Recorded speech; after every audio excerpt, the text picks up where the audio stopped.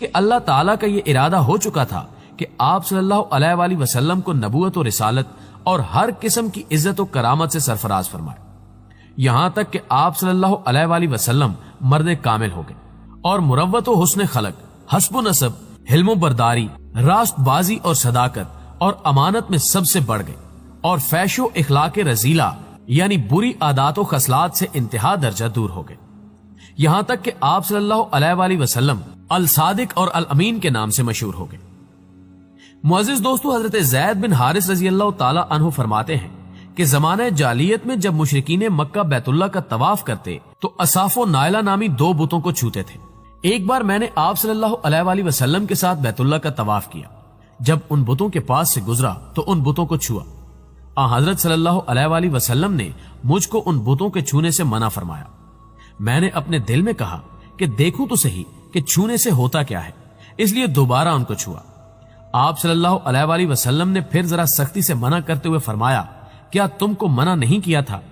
حضرت زید رضی اللہ تعالی عنہ فرماتے ہیں، اللہ کی قسم اس کے بعد کبھی کسی بت کو میں نے ہاتھ نہیں لگایا، یہاں تک کہ اللہ تعالی نے آپ صلی اللہ علیہ وآلہ وسلم کو نبوت و رسالت سے سرفراز فرمایا اور آپ صلی اللہ علیہ وآلہ وسلم پر اپنا کلام اتارا۔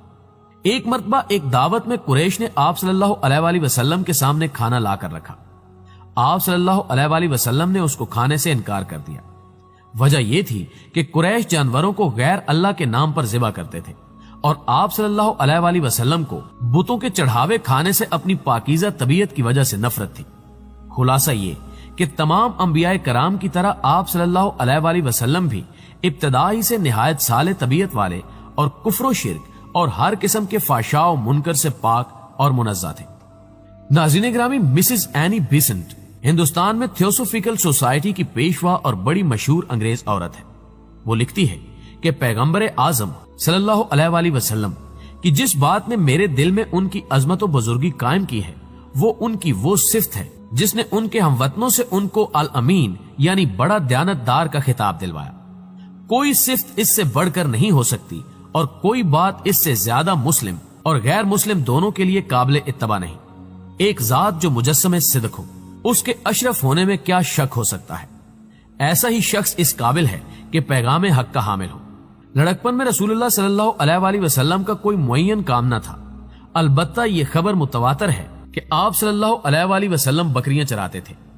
آپ نے بنی سعد کی بکریاں چرائیں اور مکہ میں بھی اہل مکہ کی بکریاں چند قیرات کے عوض چراتے تھے۔ جب جوان ہوئے تو آپ صلی اللہ علیہ وآلہ وسلم کو حصول معاش کی فکر ہوئی۔ مکہ وادی غیر ذی زرع میں واقع تھا، وہاں زراعت کرنے کا سوال ہی نہ تھا، اس لیے آپ صلی اللہ علیہ وآلہ وسلم نے اپنے آباء و اجداد کی طرح تجارت کو اپنایا۔ حضور صلی اللہ علیہ وآلہ وسلم نے اپنے والد کے چھوڑے ہوئے سرمایہ کو تجارت میں لگایا اور ان میلوں میں شرکت کے لیے سفر بھی کیے۔ پیشہ تجارت میں آپ نے ہمیشہ امانت داری اور دیانت کو پیش نظر رکھا۔ آپ صلی اللہ علیہ وآلہ وسلم کے ایک ساتھی عبداللہ بن ابی الحمصہ بیان کرتے ہیں کہ میں نے آپ سے ایک تجارتی معاہدہ کیا، لیکن بات پوری طے ہونے سے قبل مجھے ایک ضروری کام یاد آ گیا اور میں نے آپ سے کہا کہ آپ یہیں ٹھہریں، میں ابھی آتا ہوں۔ وہاں جا کر کام میں ایسا مشغول ہو گیا کہ مجھے آپ سے کیا ہوا وعدہ یاد نہ آیا۔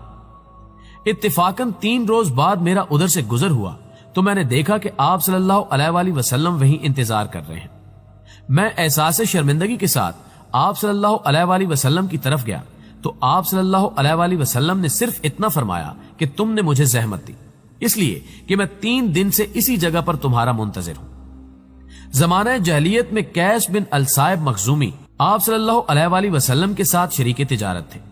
وہ بیان کرتے ہیں کہ میں نے محمد بن عبداللہ صلی اللہ علیہ وآلہ وسلم سے بہتر ساتھی نہیں پایا۔